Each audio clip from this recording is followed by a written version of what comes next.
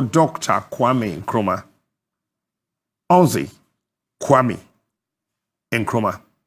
The only son who was born on a Saturday like the father. Welcome, sir. Thank you. It's a pleasure to be here.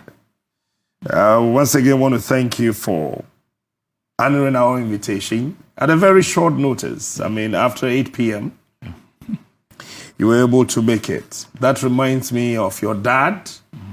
I think a year after the independence, he was invited to travel out of the country. 2 hours notice. And he was able to fly from Ghana to Kenya to meet some of his contemporaries to discuss the way forward for Africa. And it sent a signal to me that, yes, your dad is not dead. He's not dead. Your dad is sitting here with me. Absolutely. He never dies. Yes. How are you, sir? I am well by God's grace. And I'm trusting God to do greater things in the near future and in the far future, because Ghana hasn't seen the best days yet.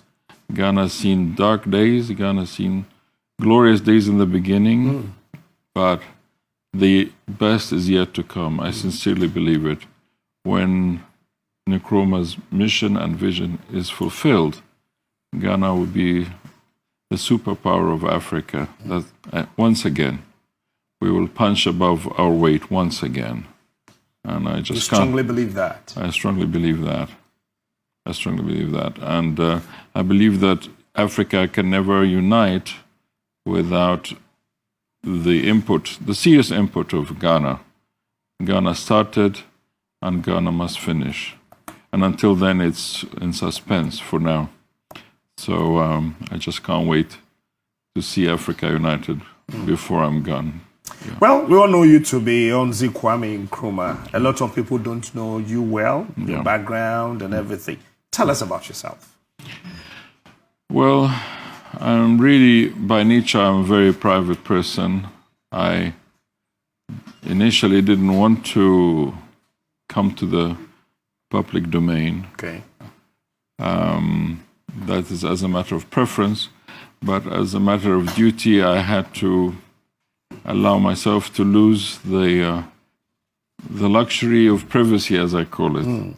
I enjoy wandering around, walking in the streets without being noticed or recognized.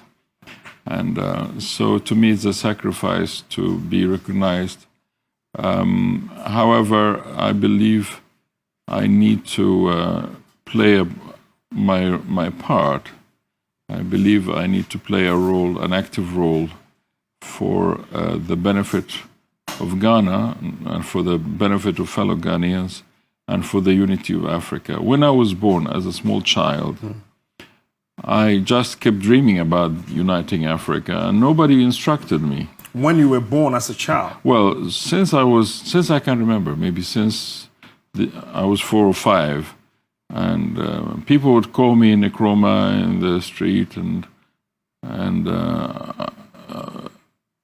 to coincide with that, I had dreams. You know, some people might think it's hallucinations about the need for Africa to unite. At the age of 20 or 21, I wanted to write a book about the importance of the unity of Africa. And I was told such a book was written already. Africa Must Unite. I wasn't aware of the book, so I didn't go ahead with that. But I may one day write something along those lines, or Africa Must Unite Part 2 or something, because I have a lot to say about the African unity, and that was my life. I mean, we're talking about 60 years of dreaming of the unity of Africa, and nobody instructed me, so that is inbuilt by some divine design, I guess you would say. I don't know how, but God knows how. You are in politics now. I am, yeah. You're a member of the CPP, your father's party. Yeah. What position are you holding now? Well, okay, let's qualify this. I've been in Pan-African politics since I was 21. Okay. But I've appeared on the Ghanaian scene in the last 20 years only. I was elected as first vice chairman, but currently I'm the acting chairman of CPP due to the lack of substantive chairperson. CPP failed to have, according to the party constitution, the chairman has to secure at least 50% of the votes plus one. And we didn't have any of the four candidates to secure that. So for the minute, until we have rerun or until we have fresh elections that will have such a substantive chairperson, I'm the acting chairperson. But I was elected as the first vice chairman. Okay. You enjoy the luxury of privacy and you want to walk alone, trying to put things together in your own way, not actually get into the cameras and all that. Yeah. And you're entering into an arena, I call it the toxic conference. That's Africa's politics, especially the one we have here in our country. Yeah. You, as a luxury person of privacy, how are you coping with your personal life, which is a private one, and that of this toxic environment? It's not always comfortable. Sometimes it's unpleasant. I mean, I don't always want to travel business class or first class. I enjoy going economy unless I'm going with fellow delegates. So I have to follow them wherever they are. So these little things you don't feel when you're a private person, you just take it for granted. Okay. But when you're recognized, I mean, I was flying a few days ago and people on the plane were recognizing me and greeting me and so on. I don't always, I don't mind it really. I'm just trying to get used to it. Yes, it is fairly toxic, but can I ever get used to it? I don't think I can ever really be at home in a toxic environment, but I will endure it the best way I can for as long as it lasts. And maybe God will give me a long life to disappear and go back to my privacy again. Okay. Yeah. So what do you do apart from politics? Are you into farming? Are you into what? What do you do? Okay, I've done so many things since I was 21. Okay. I started several companies. The first one was export-import. Then it was I got into real estate, and I bought a theater, for example, and I got into media in the UK. I had all kinds of pre-production, post-production facilities. Okay. So that got me exposed to clientele in Hollywood and in different parts of the world. So I'm well exposed. And then I became a partner with another gentleman of linguistic translation services company. In London is a big center for this kind of thing. So we used to have lots of contracts. So I don't know. And I've done consulting, management consulting. I've done the course because I have done so many studies. And I always study. I am an alcoholic student, really. People say I'm a scholar, and I say, no, I'm just an unrepentant student. I just keep studying. And not to get papers, just for the joy and for the knowledge. Married with children? Married, but my wife has run away, and and so I don't live with children right now. But maybe I'll marry with your children? Yeah, well, it's okay. It happens, But is this something you want to talk about? It's not really relevant because I'm hoping for another wife and more children. So what happened? She just gone, disappeared. She thought, okay, I can tell you why. Yes, tell me what happened. Tell me what happened. No, she thought I was in love with Ghana. I'm always spending most of my time in Ghana rather than in Europe. And I was married in Europe. So a white? Well, a mixed race. Okay. Yeah. So she basically gave me an ultimatum: if I don't repent to Ghana and coming to Ghana all the time, then that will have an impact. And I didn't realize the impact would be just to walk away. Well, one day she said, okay, that's it then, and I will apply for divorce. And I tried to talk her out of it. She wouldn't listen. So I said, okay, I will not contest it. Good luck, but give me access, and but I don't really wish to say much more than that. So she's Do disappeared. you have access to the children? Yeah, but she's gone, and it's So you're civilized. officially divorced? Yeah, well, yes, but I don't have the paper on me, but Okay. but the paper is somewhere. Yeah, but I believe the decree was issued, and we separated for enough years to. Okay, so in such a volatile situation, Yeah. especially here in Africa, when things are not all put in place like other places in America and Europe where you've lived the majority of your time, Yeah, how are you coping? I cope the best way because I see myself as a soldier. Really, I don't see that I should Because have. you are an Nkrumah, I mean, that blood Yeah. is inside of you. Yeah. So I don't see life as a luxury.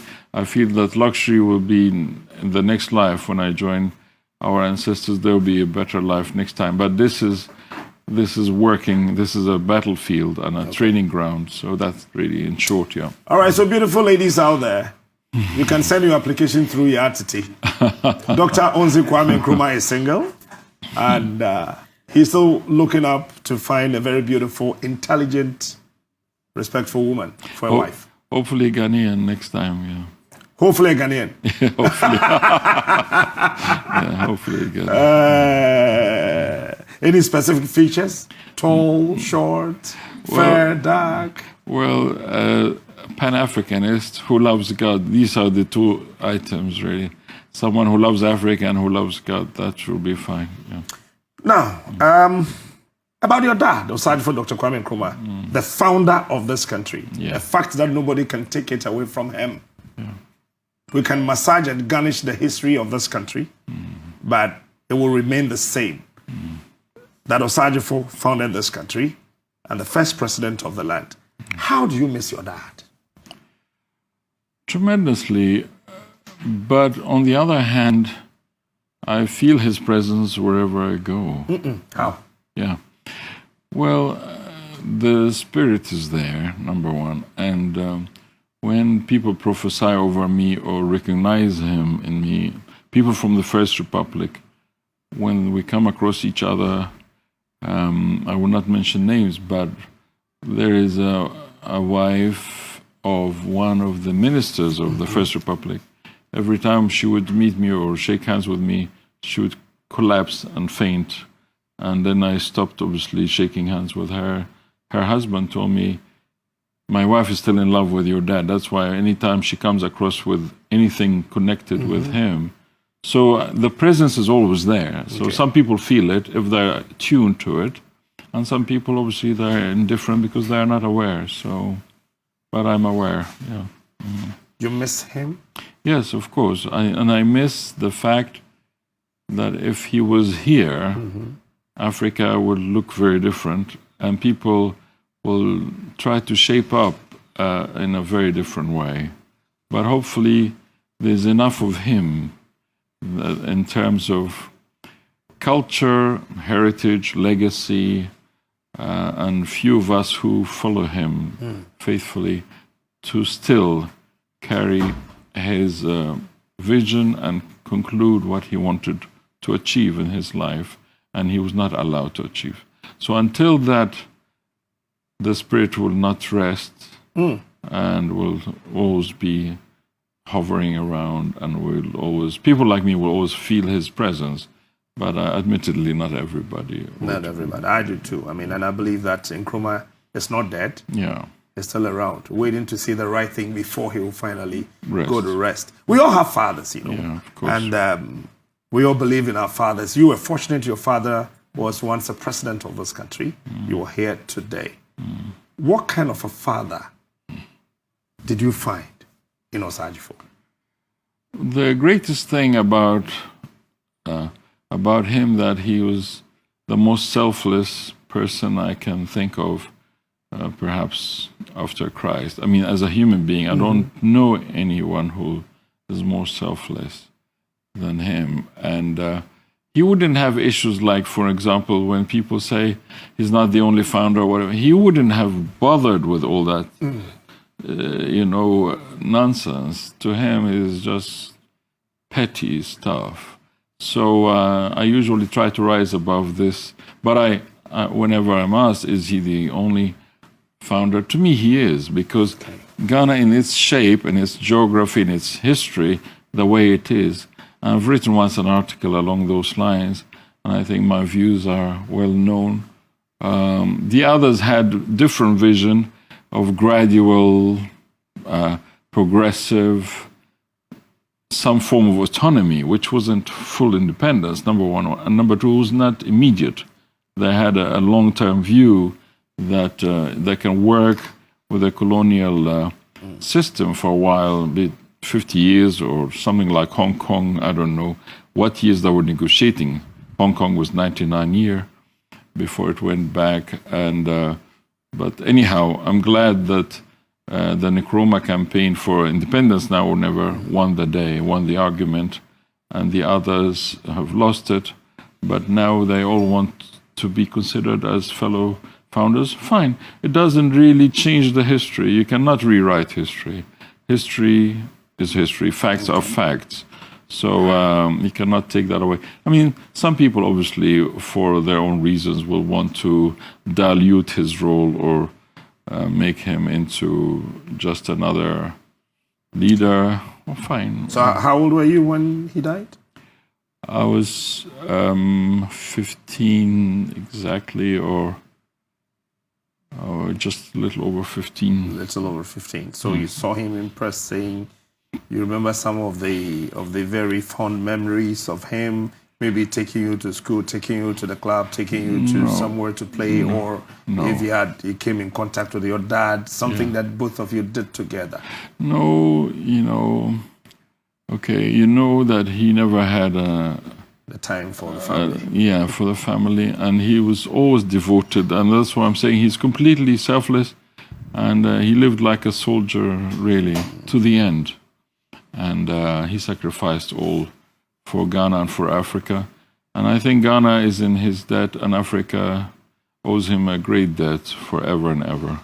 But hopefully we can live up to 10% or even 1% of his selflessness and his greatness and his sacrifice, and achieve some of, if not all of his objectives. Hopefully we can achieve most of them before we are gone. That's my prayer. As a teenager then, was there any other particular thing you loved that you wish that your father could have done for you, but because of devotion to this country and uniting Africa, he was not able to do that for you?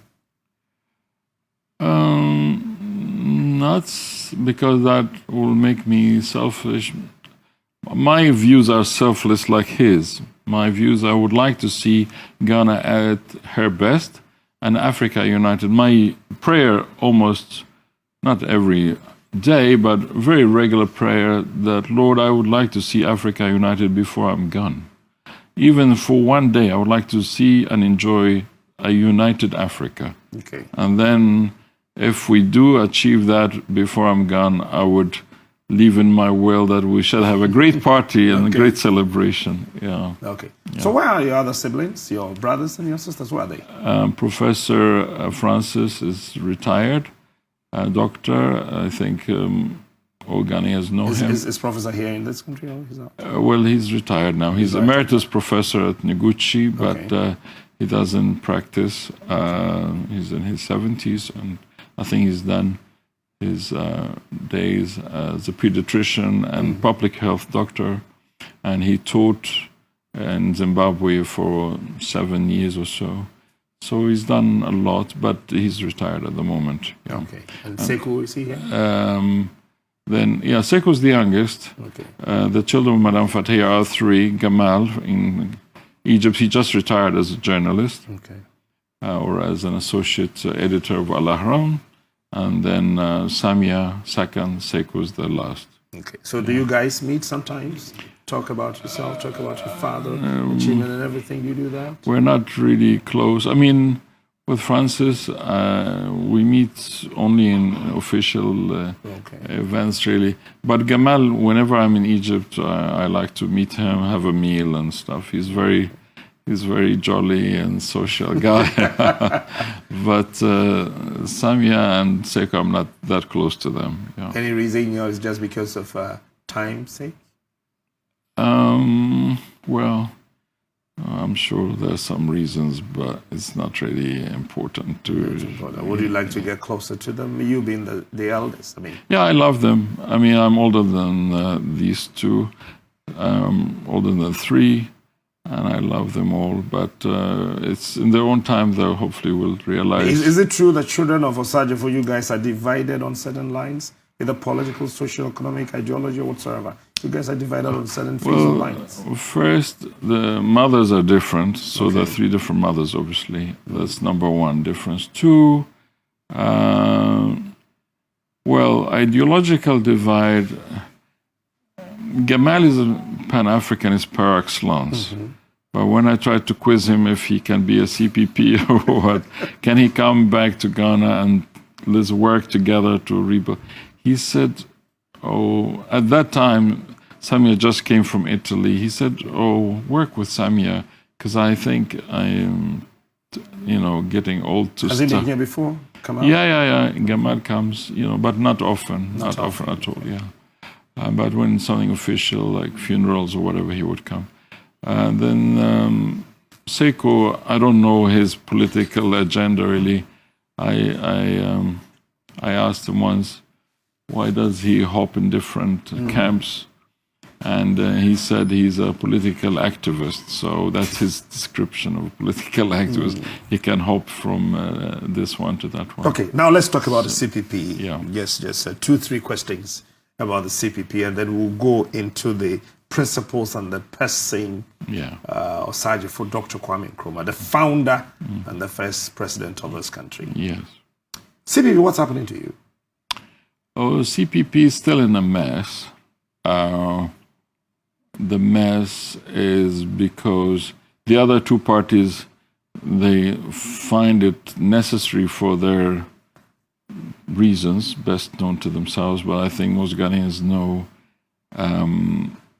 they always have their people inside of CPP. So there's always proxy wars and in fighting within CPP. My desire is to be part of cleaning CPP. If I fail, then I will declare it that I failed. When you fail, you will declare that you failed. I will come in the public domain to say I've tried and I failed. But until then, there's still hope. My return to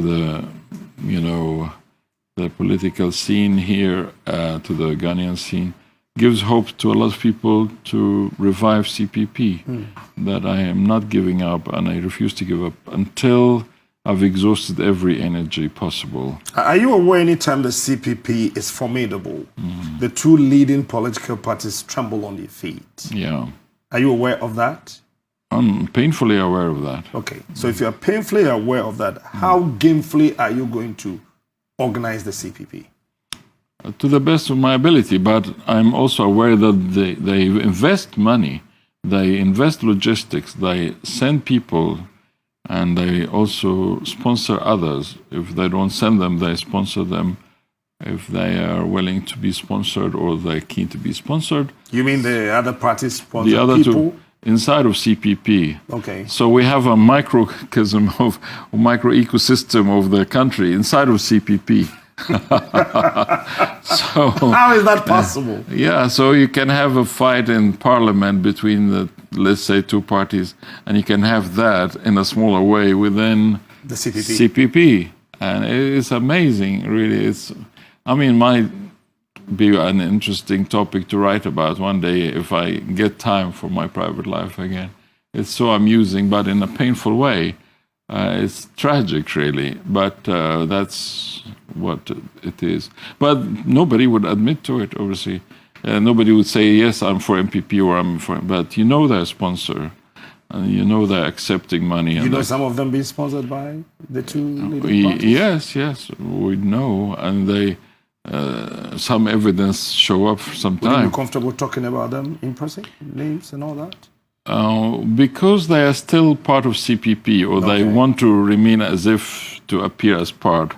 Let us not blow the... So how would you be able to clean up this mess, knowing very well MPP, a very strong political party. Yeah. The NDC is a very strong political party. Yeah. You have the young members being sponsored to hold very, maybe, I don't know, very Sometimes. sensitive positions. Sometimes leading.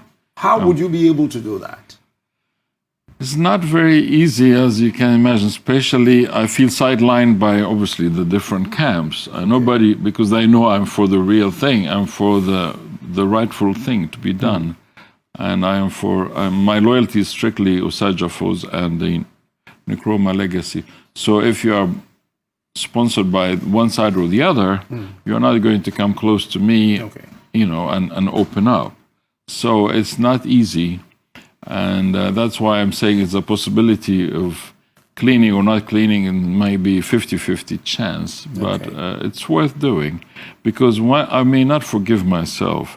I mean, I meet Ghanaians in America, in UK, in mainland Europe, and they always urge me, can't you go and fix your father's party? Can't you instead of some years, some election, you get the party, being sponsored by MPP or NDC or whatever, and they sell out. So please go, because people will trust you that you are not going to be bribed or bought by anybody, which is true. Nobody can afford to buy me because I'm not for sale. And that would be very expensive. So, and I couldn't do it anyway. I always say I'm on my dead body. I mean, nobody can even try, or they can try, but they would not get anywhere. So it's not an easy task. Okay. But so I'm admitting in public domain, I don't know if I will succeed but if I cannot succeed, then a remnant or a rump of the true Nkrumahs should declare themselves as the new true CPP. Do you see the current executives of your father's party really willing and working, one, to the interest of your dad, not him as a person, but based on his principles and his ideology and understanding of building a better Ghana? Do you see them again as people who are willing to outgrow this small, petty things and build the CPP? Or you see otherwise of the current executives of the CPP? Okay, as I said, CPP represents the mess in Ghana.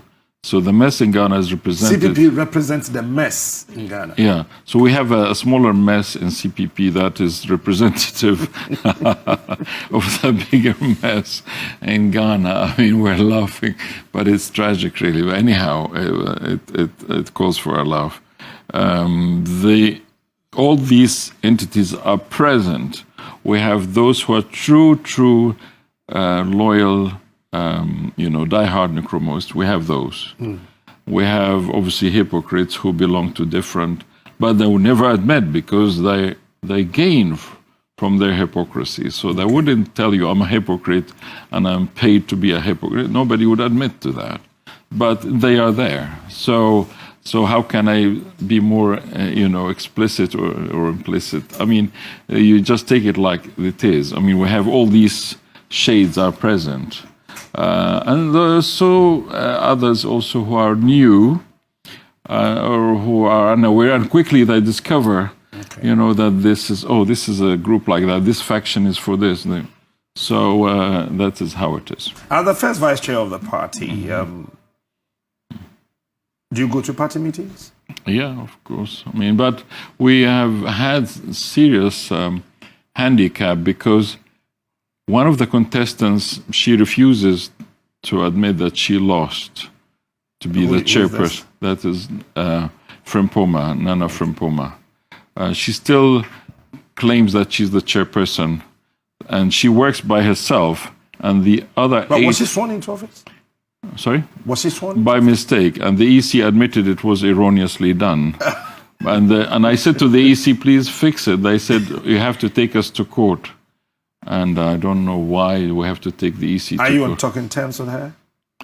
I used to be close to her. I used to believe that she was genuine initially, but when I discovered, I mean, that's one of the people sponsored by other parties, So, yeah, so obviously quickly I tried to So talk. you think she was sponsored? By who, NDC or MPP? By MPP. Yeah, unfortunately. Yeah, I mean, I didn't know. Do you have any evidence to that? Yeah, two of the leadership were aware, but they all kept it away from me. And then they came in public when she decided to keep the money and the cars and whatever. Which money, which cars? Well, you know, it's not necessary to take your time on No, air. you tell me. I just want to know. I'm interested. She took some cars? She took cars, monies, and motorbikes. And From who? From MPP. And I didn't know. I was sidelined for a long time. But when I discovered it, I had serious argument with her, and I tried to reason with her. And she said, no, it was given to her in her personal capacity. These were not given to her. So she confirmed that to you? Yeah, that she received those for herself. How many cars, if she told you? I'm aware of 3, but she owned up to 2. With a lot of pressure, she gave 2. Which type of cars were you told? The one she's keeping is a V8, but the 2 she gave to the party are pickups. Okay. And then the 20 motorbikes she's still holding to herself or her business, and the money she's still holding to herself. How much money? I heard there were several payments, but one of the confirmed payments was 2.7 million. Million what? Ghana cedis? Ghana cedi, yeah, not dollars. And that came from the NPP? Yeah, I mean, some of those monies were collected in bags, you know, physical cash, and 2 of the leadership members assisted in the first, you know, delivery of those. But apparently her son subsequently received further payments. But her son? Yeah, her son. She appointed him as something to do in the party. But I don't even know what's his latest position, according to her. You go to the party office? I do, but I'm supposed to use the chairperson. There are 2 rooms for the chair, but she's refusing to relinquish. I took her to court, and the matter is still not completely resolved. The judge ruled that we should use party internal mechanism, so we're still not concluded, really. So it's an unfortunate situation. That's why I'm saying until we get a substantive chairperson, officially, according to the Central Committee of the party, I'm the acting chairman. Okay. But according to her, she's still the chairman. Yeah. So now, this about your chairman. Yeah. You just confirmed to us that she's somebody being sponsored by the New Patriotic Party. Yeah. What about your general secretary? Well, there are rumors, but I have no evidence. Everybody says, why do you attack from Poma and you don't attack the GS? And I said, well, attack her for what? They say, she's also sponsored. I said, I don't know. I don't know. Your general secretary was also sponsored? There is a rumor. By who? According to the rumor? According to the rumor, she is sponsored by NDC, but I asked her and she denied it, and no evidence, so I say no more. So, but then it's a rumor, yeah. But if anybody has evidence, please come out. So with all this background information, a few investigations you've done, conducted, people giving you snipers of information left and right, yeah, and you having this zeal of rebuilding the CPP, are you sure you can get through the wool and the woods of this toxic environment and be able to build the CPP? Well, it's not a question of being sure, because how can you be sure? But I know it is the rightful thing, if at all possible. So, when there's a war to be fought, you don't say as a soldier, what if I die? Well, if you die for a good cause. Okay. So for this, I just know it's a good cause. Whether I fail or succeed, I will give my best shot.